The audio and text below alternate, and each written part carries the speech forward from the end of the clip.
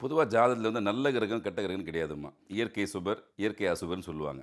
இதான் அந்த வார்த்தை. அது ஜாதக வார்த்தை. அப்போ சனீஸ்வர பகவான் சுபரான்னா சுபர் கிடையாது. இயற்கை அசுபர். ஒரு அசுபமான கிரகம் தான் சனீஸ்வர பகவான். பட் குருவுடைய பார்வையோ, சுக்கிரனுடைய சேர்க்கையோ இருக்கும்போது அவருடைய தன்மைகள் மாறும். அவர் இருக்கிற இடத்துல இருந்து மாறும். அது கிரக ரீதியான, ஜாதக ரீதியான விஷயங்கள். பொதுவாக சனீஸ்வர பகவான், அவர் பேர் சனீஸ்வர பகவான். ஈஸ்வர பட்டம் வாங்கினவர். அவர் தான் தர்மத்தின் தலைவன், நீதிமான், நீதிபதி, நேர்மையின் சிகரம். இப்படி எல்லாத்தையுமே சொல்லலாம். நேர்மை அப்படின்னா அது சனீஸ்வர பகவான் தான்.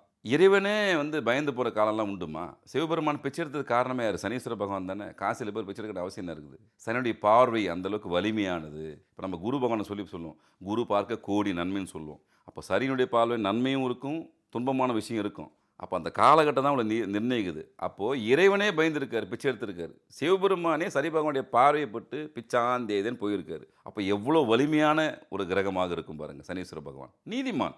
விஷயம் அவ்வளோதான். உங்களுடைய கர்மாவை சென்ற பிறவி, இந்த பிறவியில் என்ன விஷயங்கள் நீங்கள் பண்ணீங்களோ அதனுடைய பிரதிபலிப்பை தரக்கூடிய நபர் இது. அவ்வளோதான். நீங்கள் அவரை பார்த்து உங்களுக்கு பயம் வருது அப்படின்னா நம்ம ஒரு சில சிக்கல் ஏற்கனவே பண்ணியிருப்போம்னு அர்த்தம். பொதுவாக கிரகங்களை பார்த்தோ தெய்வங்களை பார்த்தோ பொதுவாக பயப்படக்கூடாது. இப்போ நான் செய்த தவறு எதுன்னு என்னுடைய அறிவு கேட்ட வரை தெரியும். மேக்சிமம் தெரியும். தெரியாமல் இருக்கிறது வாய்ப்பு இல்லை. இந்த அஷ்டாந்தர சனி, ஜென்ம சனி, இது எல்லாமே உங்கள் தவறுகளை திருத்திக் கொள்ளக்கூடிய வாய்ப்பு தரக்கூடிய ஒரு முக்கியமான கிரகம் தான் சனீஸ்வர பகவான்.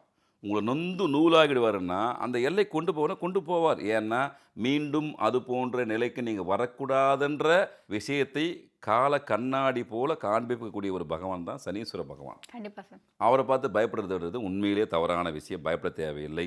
அவர் நீதிமான், ஒழுக்கமானவர். ஒருத்தருக்கு இப்போ 7.5 சனி நடக்குது, ஜென்மசனி நடக்குது. என்ன செய்யலாம் அப்படின்னா, நீங்கள் ஒழுக்கமாக இருந்தாவே, நேர்மையாக இருந்தாவே உங்களுக்கு ஒன்றும் செய்ய மாட்டார்.